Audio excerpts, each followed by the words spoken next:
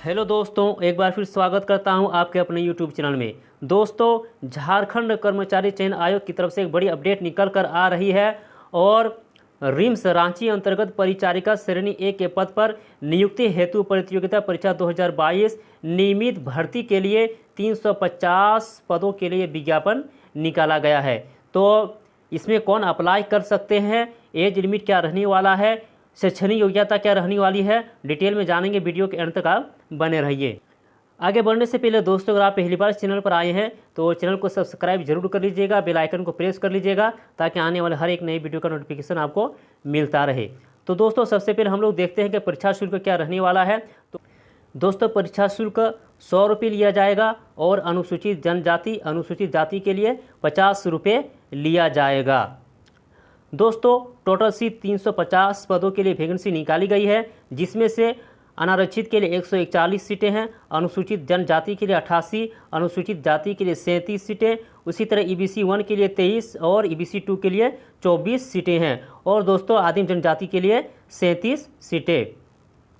आगे जानते हैं दोस्तों कि न्यूनतम शैक्षणिक योग्यता क्या रहने वाली है। तो जिसने बीएससी ऑनर्स नर्सिंग किए हुए हैं या डिप्लोमा इन जनरल नर्सिंग किए हुए हैं तो वो एलिजिबल है, वो इसमें अप्लाई कर सकते हैं। वेतनमान दोस्तों दे सकते हैं कि पे मैट्रिक्स लेवल 7 रहने वाला है और वेतनमान जो दिया जाएगा वो 44,900 से लेकर 1,42,400 वेतनमान दिया जाएगा। दोस्तों, इसमें अनुभव भी मांगा गया है और 2 ईयर्स अनुभव होना चाहिए, यानी 2 साल का एक्सपीरियंस होना चाहिए। इसी तरह दोस्तों आगे देखते हैं दोस्तों, तो न्यूनतम उम्र सीमा की गणना 31/3/2021 रखा गया है और अधिकतम उम्र सीमा की गणना 31/3/2021 रखा गया है।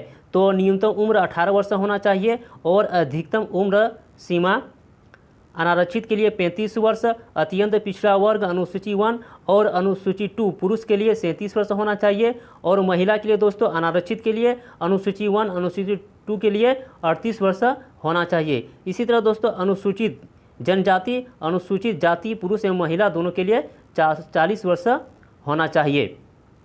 आगे दोस्तों, आरक्षण का दावा करने वाले अभ्यर्थियों हेतु स्थानीय निवासी प्रमाण पत्र 2/6/2016 अनुमंडल का होना चाहिए और अगर अनुमंडल का नहीं है तो 19/7/2019 के बाद अंचल अधिकारी के स्तर से स्थायी निवासी प्रमाण पत्र होना चाहिए। आगे दोस्तों, जाति प्रमाण पत्र तो अनुसूचित जाति और अनुसूचित जनजाति के लिए 25/2/2019 के बाद अंचल अधिकारी के स्तर से जाति प्रमाण पत्र होना चाहिए। इसी तरह दोस्तों अत्यंत पिछड़ा वर्ग यानी अनुसूची 1 और अनुसूची 2 दोनों के लिए दोस्तों 19/8/2012 के बाद अनुमंडल पदाधिकारी के स्तर से निर्गत गैर क्रीमी लेयर जाति प्रमाण पत्र होना चाहिए और अगर नहीं है तो 25/2/2019 के बाद अंचल अधिकारी के स्तर से जाति प्रमाण पत्र होना चाहिए। आगे जानेंगे हम लोग दोस्तों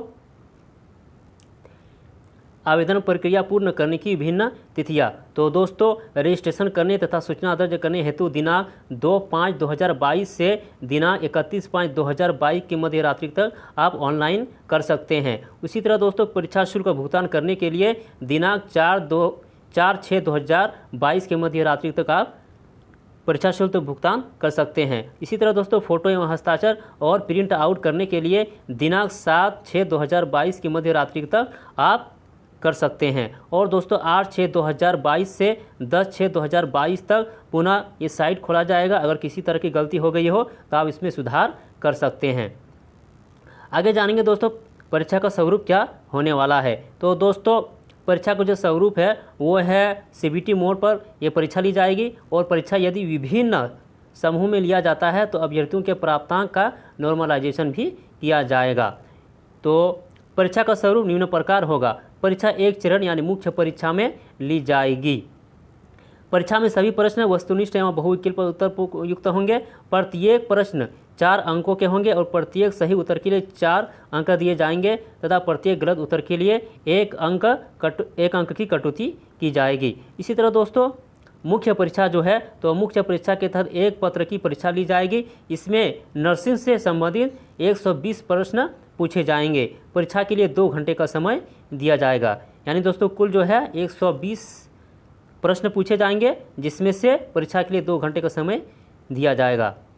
आगे दोस्तों, परीक्षा में निम्न न्यूनतम अर्हतांक से कम अंक पाने वाले अभ्यर्थियों का मेगा सूची में शामिल नहीं किया जाएगा। यानी दोस्तों आपको कम से कम, है ना, इसे लाना ही होगा। तो अनारक्षित एवं आर्थिक रूप से कमजोर वर्ग के लिए कम से कम 40% लाना अनिवार्य है। अनुसूचित जाति और अनुसूचित जनजाति एवं महिला के लिए 32% लाना अनिवार्य है। अत्यंत पिछड़ा वर्ग अनुसूची 1 के लिए 34% लाना अनिवार्य है और पिछड़ा वर्ग अनुसूची 2 के लिए 36.5% लाना अनिवार्य है। इसी तरह दोस्तों आदिम जनजाति के लिए 30% लाना अनिवार्य है।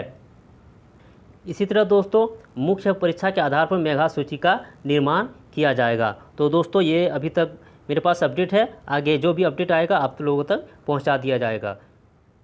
वीडियो देखने के लिए थैंक यू।